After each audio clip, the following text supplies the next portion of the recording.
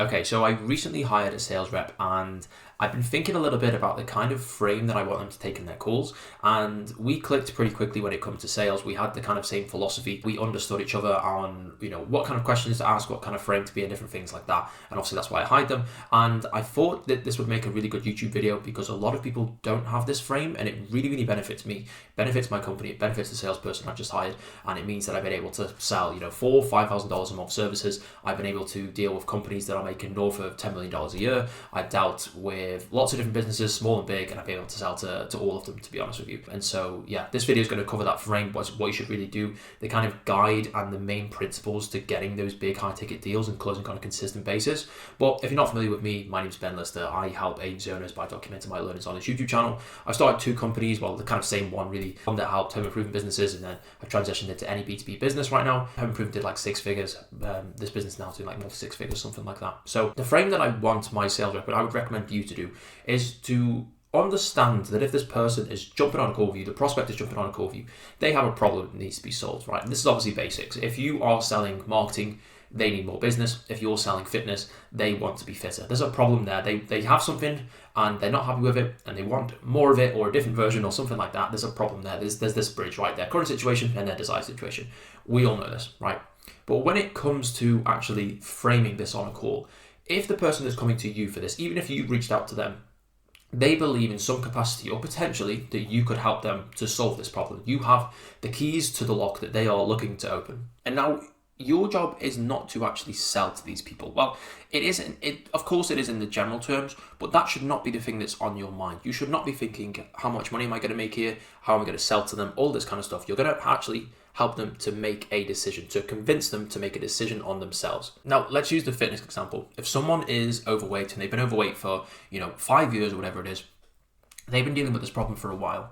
If you have a service that can actually go and fix this for them, which you probably will do, and you have the at least the confidence and the ability to go and be able to do this service, and if you're going to make sure that you do everything that you can to fulfill on the service and to help these people, then obviously you definitely should do this. If you don't have a good service, then I wouldn't recommend this. But if they make that decision to work with you and to work with the business, then you are helping them to make that improvement in their life, to fix that problem. If, for example, they jump on a call and they give you some kind of objections, smoke screens, stuff like that, and you don't press them for that, then you are stopping them from actually getting what they truly want, which is the end result, right? It's the weight loss, it's the extra business, it's whatever it is. But you just want to start your call and actually make sure that you don't end that call without at least helping them to make a decision. You want them to remove themselves from the decision-making process, and you want to guide them and lead them in that call to making a decision that's actually going to impact their life. You shouldn't be focused on, how much money am I going to get from this person, trying to convince them that this is the right thing for you and this service is going to work and the semantics of the service. All it really comes down to is them making a decision and making a commitment to actually change. And if you give them a service and they are convinced that the service that you have is the thing that could help them change and they are confident that it would do, then there's no reason why they shouldn't go ahead at that point. And so all we need to do at that point is just to convince them to make a decision, to help them to make a change today. And this frame is something that needs to be set from the very first second the call starts. You need to basically lead this person, command the call. You need to make it clear from the very beginning that this is what the call is about. It's not about my service and the specifics of it. It's about the fact that you've been dealing with this problem for a while now, and this problem is still going to be there at the end of the call if you don't actually make a decision on it. Ultimately, the problem and the decision is down to you, the prospect, right? It's not down to me. I'm going to be here whether or not you do make a decision or not. You are going to be facing that problem if you don't. But if you do face that problem and you do make a decision today, then of course that problem is slowly going to go away and we're going to be able to fix that problem for you. And of course you want to lean into this, right? If the prospect has been dealing with this for a little while, then you want to ask the right kind of questions. How long have you been looking to lose this weight?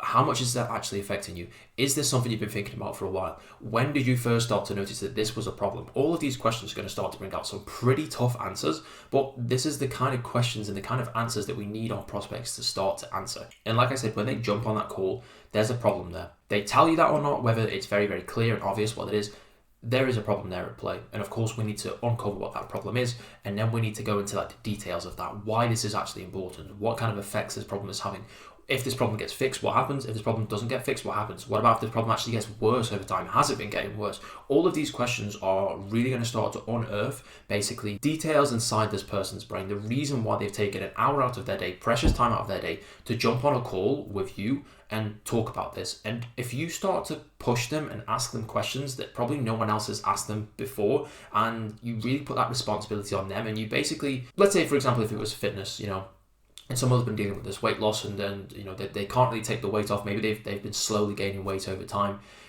Not many people in their life, very few people in their life will probably be pretty honest about that. Maybe they're sort of like, beating around the bush. They're not sort of giving them the answers that they really want, and maybe some people are looking at them a bit weird. Maybe they get some sort of like sly remarks here and there, but no one's actually saying, like, what are the effects of this? Like, how come this has actually happened? Why are you not trying to make a change as soon as possible? If you start to ask those questions and you start to really unearth that and put the responsibility on them, and not shame them, but just sort of let it be known that this is actually a real problem, and have a genuine and honest, open conversation about this problem that they're facing, they're going to have so much respect for you for that, and they're going to actually appreciate and be a lot more willing and accepting to admit this problem and to go into the details of it if you are this way. Now, I'm not saying you're going to make a million friends doing this. We're not on sales calls to make friends with people. Of course, it's great to connect with people and to, resonate with people sometimes and to have these great conversations.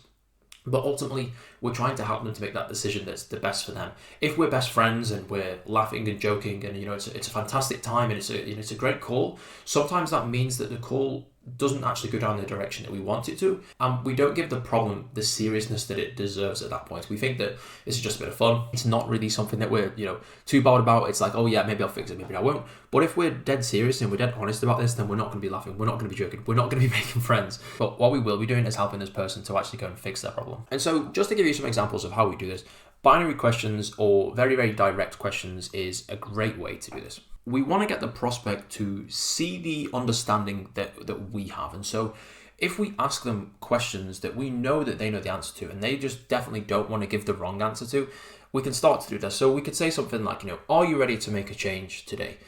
Yes, I am. I am ready for this. Did you jump on this call today to fix the issue that you have? Yes or no?